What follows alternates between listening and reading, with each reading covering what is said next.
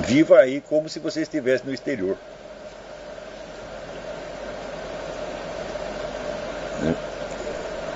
Veja, e também, vamos dizer, as relações pessoais. Evite ter relações pessoais muito profundas com pessoas que não compartilham dos seus ideais e interesses. Lembra do São Tomás de Aquino? O que é a amizade? Idem vele, idem nole. Querer as mesmas coisas e rejeitar as mesmas coisas. Se as pessoas querem coisas completamente diferentes de você, bom, pode ser seus conhecidos, mas não pode ser seus amigos. Mesmo que seja seu parente, mesmo que seja sua mãe, sua avó, sua tia. Tá entendendo? Então, afaste dessas pessoas e procure aquelas que têm os mesmos interesses. Hoje em dia existe internet, você pode ter uma rede de contatos no exterior, suas melhores amizades podem estar do outro lado do mundo. E isso é um fator libertador, né? O Brasil cria dificuldades. Tudo é imensamente difícil e as pessoas adoram dizer não. Por exemplo, você vai num caixa de banco e pede uma coisa para ele, quando ele pode dizer não, ele se sente infinitamente importante. Quer dizer que o poder no Brasil é marcado pela quantidade de obstáculos que você consegue colocar no caminho do outro. Por exemplo, se você tem uma dívida para pagar no exterior, aqui você vai no posto de gasolina, preenche um papelzinho, paga pela Western Union, assim, em 30 segundos o dinheiro está lá. No Brasil leva vários dias, porque tem que ser feito através do Banco do Brasil, tem que ter um requerimento, não sei o que. Quer dizer, uma coisa simples, os caras conseguiram complicar.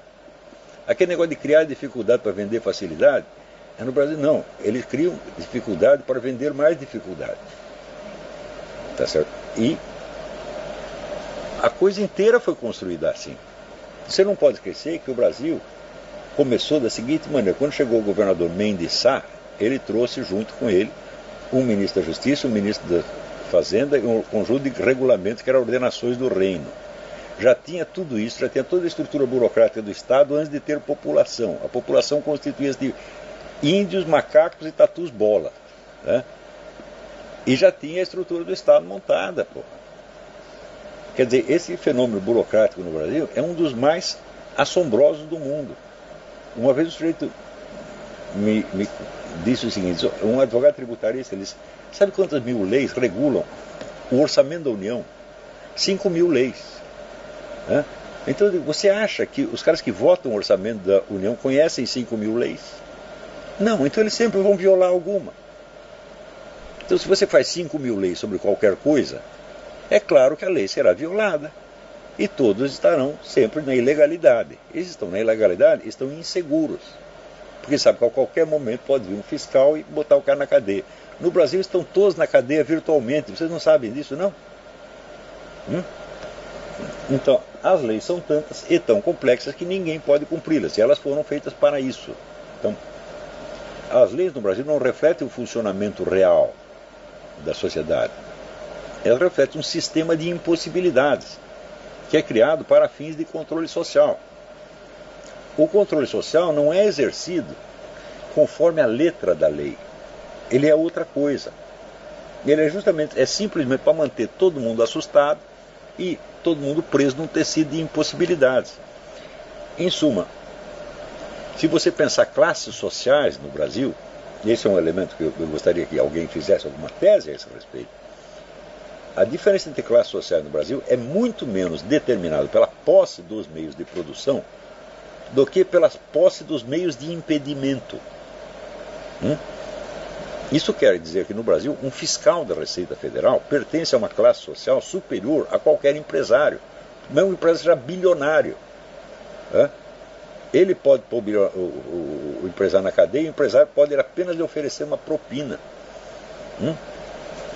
No Brasil a propina é considerada um elemento de poder, quando é claro que quem dá propina é porque está por baixo. Quem tem o poder não oferece propina. Não é isso? Então, eu acabei de botar no Facebook uma frase do Stalin. Stalin diz: as ideias são mais poderosas do que as armas. Se nós não permitirmos que os nossos inimigos tenham armas, vamos então permitir que eles tenham ideias? Quem tem poder fala assim. Você não pode sequer ter uma ideia. Não vai oferecer. O Stalin ofereceu propina alguma vez para alguém? Mao Tse Tung ofereceu propina? Então, no Brasil, vamos dizer, o corruptor ativo é considerado mais poderoso do que o corruptor passivo, o que é um absurdo total. O cara que recebe a propina tem mais poder do que aquele que dá a propina. Então, isso quer dizer que no Brasil o critério econômico de distinção das classes não funciona. Assim como o E.P. Thompson, né, tentando descrever as classes sociais na Inglaterra, chegou à conclusão de que os elementos econômicos não eram suficientes para diferenciar as classes, que você tinha que colocar elementos culturais, religiosos, psicológicos, etc, etc. Né? Eu pergunto, quem no Brasil é capaz de pensar uma coisa dessa? Né? Quando você leu o livro do Raimundo Fauro, Os Donos do Poder, na sua primeira edição, porque depois ele escreveu a segunda edição, ele triplicou o tamanho do livro e estragou completamente. Se puder ter acesso à primeira edição, é uma obra-prima.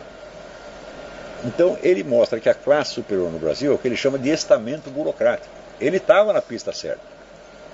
Quer dizer, a burocracia é o verdadeiro meio de distinção das classes sociais no Brasil. Porque não é um Estado liberal capitalista. É um Estado patrimonialista e clientelista. Mas, quando você pega, por exemplo, um dirigente petista qualquer, ele está na escala das classes infinitamente acima de qualquer empresário. Ele tem o poder, o outro não. Isso. Então, vamos dizer, a sociologia, a descrição sociológica da sociedade brasileira ainda está para ser feita. Isto não foi feito. Simplesmente não existe. Eu já procurei. O único livro decente que eu encontrei sobre as classes sociais no Brasil foi esse do Raimundo Fauro. E que ele estragou até estilisticamente. Né? Bom, então é isso. Isso não é uma impressão, não é uma coisa que esteja disseminada no ar como se fosse um gás. É um sistema de regras, é um esquema de poder. Né? E o poder no Brasil consiste no poder de dizer não, o poder de impedir, o poder de não deixar as pessoas avançar. Quer dizer, há um travamento geral da sociedade.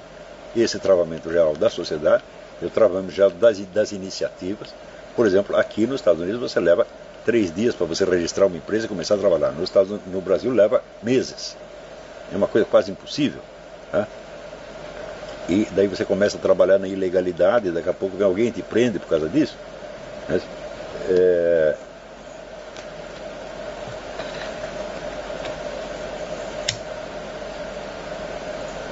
então é preciso ver que vamos dizer, a estrutura do Estado no Brasil foi toda montada para isso. Tá certo? E isso se reflete, vamos dizer, em todas as organizações que existem. Por exemplo, aqui nos Estados Unidos, se você está frequentando uma escola e você faz trabalhos extracurriculares, por exemplo, você organiza uma festa, ou você faz uma campanha de caridade, ou você faz qualquer coisa, isso conta pontos, isso vale nota. No Brasil isso é chamado de matação de aula. Quer dizer que as boas iniciativas são boicotadas. Isso acontece em todas as escolas do Brasil. E acontece há pelo menos 100 anos. Agora você imagina o peso acumulado disto ao longo dos anos. Então, o Brasil,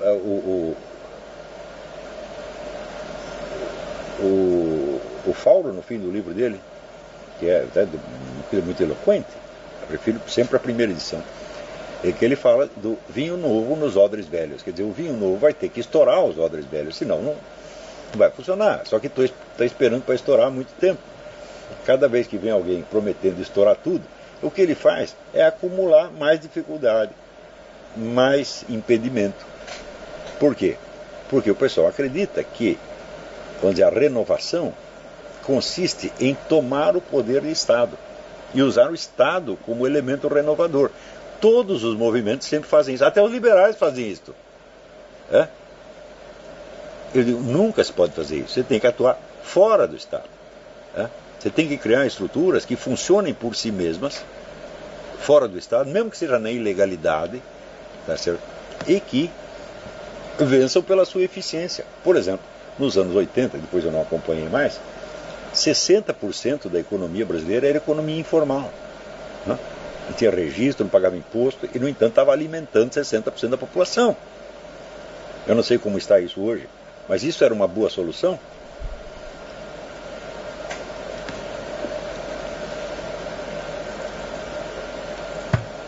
Então, quer dizer, o que você vivencia no Brasil não é uma impressão. Isso, claro, aparece também na esfera do sentimento, das emoções, etc, etc. Mas vem de uma estrutura real de poder que é opressora na base. Isso não importa quem está no poder. Né? Essa é a estrutura, não é tal qual partido, isso é o Estado brasileiro que é assim. Então, se eu tenho alguma palavra, né, de estímulo, bom, tenho. Não acredite em nada do que você ouve na sociedade brasileira. Viva aí como se você estivesse no exterior.